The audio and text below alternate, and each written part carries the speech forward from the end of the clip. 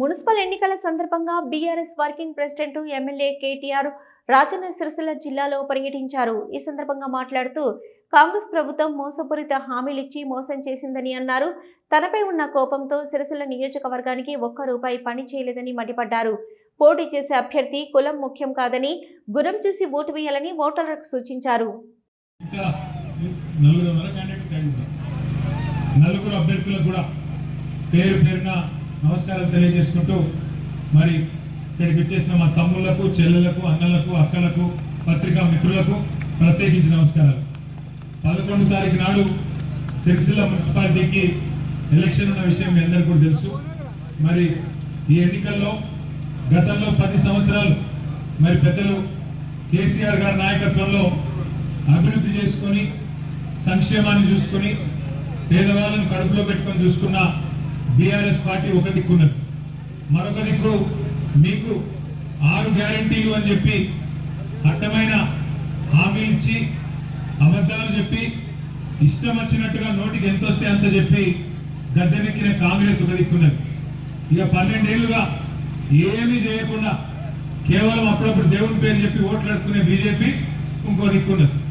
ఒకసారి దయచేసి ఇక్కడికి వచ్చిన మా అక్క చెల్లెలు, అన్నదమ్ములు ఆలోచన చేయమని చెప్పి కోరుతున్నాం.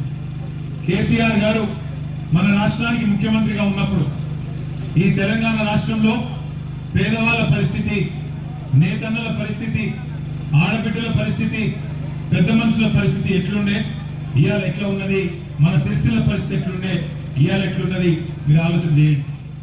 కేసీఆర్ గారు గద్దెకి 2 ఏళ్ళ 2 నెలలు అయిపోయింది. సరిగ్గా ఎల్లుండి వస్తే 2 ఏళ్ళ 2 నెలలు అంటే 26 నెలలు నిండి 27 నెలలు పడతాం. కానీ ఇప్పుడున్న ముఖ్యమంత్రి రేవంత్ రెడ్డి కానీ ఆయన మంత్రులు కానీ ప్రతిరోజు ఎక్కడ మాట్లాడినా రామకోటి రాసినట్టు కేసీఆర్ జపం తప్ప చేసింది ఏమైనా ఉన్నదా ఆలోచన చేయండి.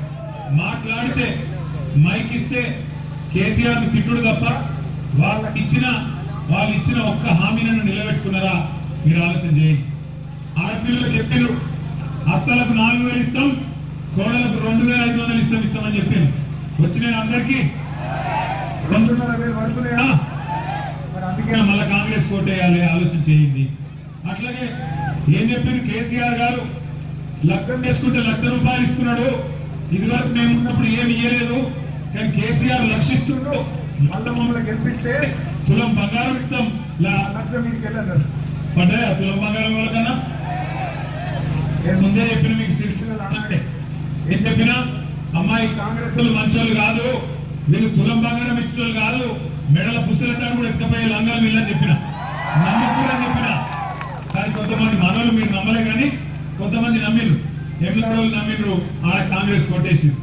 మానకొండ రోజులు నమ్మిండ్రు, పక్క హుస్నాబాద్ రోజులు నమ్మిండ్రు, ఆయన కేసీఆర్ సార్ ఇంట్లో కూర్చోబెట్టిండ్రు.